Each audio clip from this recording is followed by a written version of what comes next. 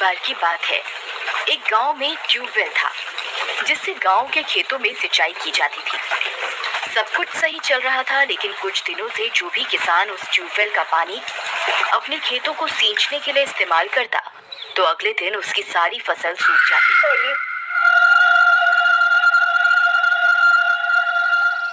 ये क्या? मैंने तो कल ही अपने खेत में बहुत सारा पानी डाला था, तो आज ये अचानक से ये सारी फसल सूख कैसे गई? फिर किसान को कुछ समझ नहीं आता और वो परेशान होकर अपने घर चला जाता है। राधा, हमारी सारी फसल रातों रात सूख गई। पता नहीं ऐसा क्या हुआ। अब हमारे ऊपर बहुत सारा कर्ज हो गया है। हो सकता है हमें कर्ज उतारने के लिए अपना खेत बेचना पड़े। फिर अगले दिन उसी ट्यूबवेल का पानी एक और किसान इस्तेमाल करता है और अपने खेतों में उस ट्यूबवेल का पानी डालता है।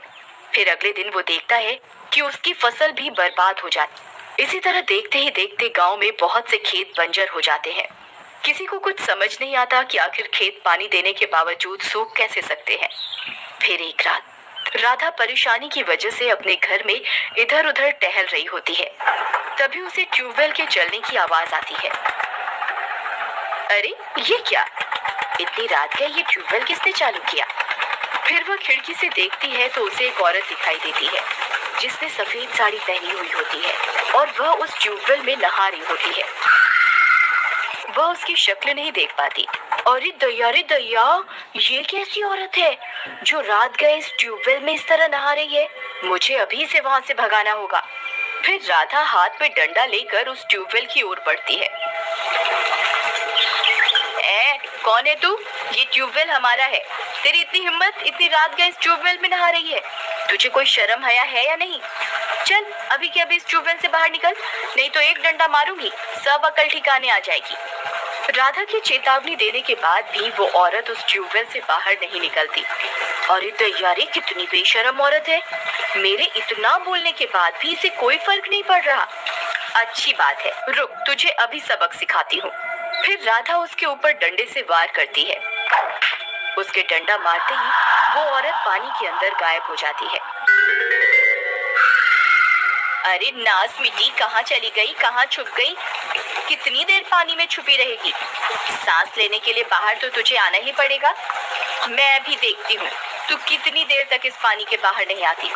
फिर राधा वही डंडा लेकर उसके पानी से बाहर निकलने का इंतजार करने लगती है, लेकिन 15 मिनट होने के बावजूद वो औरत पानी से बाहर नहीं निकलती। अरे दैया, ये तो बाहर ही नहीं निकली। कहीं पानी में डूबकर मर तो नहीं गई? अब मैं क्या करूं? फिर राधा डंडे को पानी के अंदर घुमाना शुरू करती है ताकि उस औरत का पता लग सके।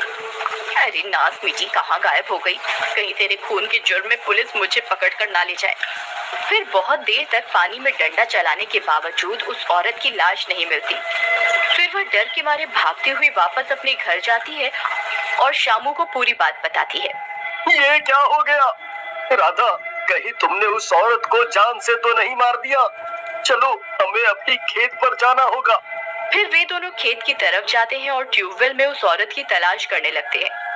वे दोनों ट्यूबवेल पर खड़े होकर डंडे से उस औरत को तलाशते हैं, लेकिन उस औरत का कोई नामो निशान नहीं मिलता। अजी, एक काम कीजिए, आप इस ट्यूबवेल के अंदर जाइए और उसकी तलाश कीजिए। फिर शामू उस ट्यूबवेल के अंदर कूद जाता है और उस औरत को अपने पैरों से ढूंढने लगता है।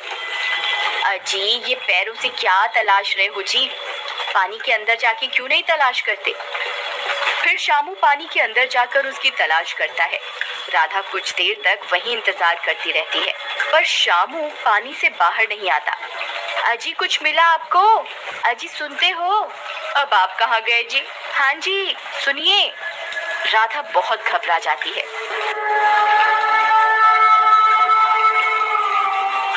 अब ये कहाँ रह गए? अरे मर गई रे, अब तो बहुत देर हो गई। ये इतनी देर बिना सांस लिए कैसे जिंदा रहेंगे? अरे मर गई रे। अजी, सुनते हो? आप कहाँ हो? मुझे अभी किसी को मदद के लिए बुलाना होगा। फिर राधा भागती हुई जाती है और सरपंच का दरवाजा खटखटाती है। अरे सरपंच जी, सुनिए, जल्दी बाहर आइए ना, मैं तो बहुत बड़ी मुसीबत में फंस गई हूँ। अरे क्या हुआ राधा? तुम इतनी घबराई हुई क्यों हो? क्या हुआ? फिर राधा सरपंच को पूरी बात बताती है। ऐसा कैसे हो सकता है? उस ट्यूबवेल की गहराई तो मात्र 4 फुट ही है। भला उसमें कोई कैसे डूब सकता है? चलो मेरे साथ, मैं अभी देखता हूँ कि आखिर माजरा क्या है। फिर सरपंच अपने साथ कुछ गांव वालों को लेकर ट्यूबवेल की ओर चल देता है और कुछ ही देर में वे सब वहां पहुंच जाते हैं। हरिया, जरा ट्यूबवेल में जाके देखो तो क्या गड़बड़ है। फिर हरिया ट्यूबवेल में उतर जाता है। तभी अचानक से हरिया भी ट्यूबवेल के अंदर डूब जाता है और बाहर नहीं आता। उस ट्यूबवेल से डरावनी डरावनी आवाजें आने लगती हैं। अरे मर गई रे सरपंच जी, अब ये हरिया कहाँ रह गया? इतनी देर हो गई, ये बाहर क्यों नहीं आया अब तक? अरे हरिया, तुम कहाँ हो? हरिया, हरिया, क्या तुम मुझे सुन सकते हो? हरिया, अरे कमबख्त, कहाँ मर गया? बाहर क्यों नहीं निकलता? कालू, बहुत देर हो गई, हम और इंतजार नहीं कर सकते, नहीं तो बिना सांस के हरिया मर जाएगा। तुम जल्दी ट्यूबवेल में जाओ और उसे बाहर निकालो, कहीं वह बेहोश ना हो गया हो। सरपंच जी, रामू को बोल दीजिए ना, मुझे थोड़ा जुकाम हो रहा है और पानी भी ठंडा होगा। रामू, अभी के अभी इस ट्यूबवेल में जाओ और हरिया को बाहर निकालो। ठीक है सरपंच जी, जैसी आपकी आज्ञा। फिर इतना बोलकर रामू भी उस ट्यूबवेल में उतर जाता है। तभी उसे एहसास होता है कि कोई उसका पैर अंदर की ओर खींच रहा है। अरे अरे मर गए रे, कौन है भाई? कौन है जो मुझे अंदर खींच रहा है?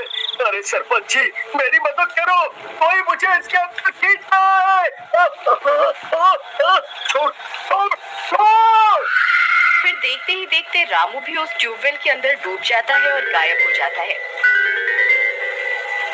वे सब लोग एक दूसरे की शक्ल देखते रह जाते हैं। कालू, जरा देख तो सही, क्या हुआ?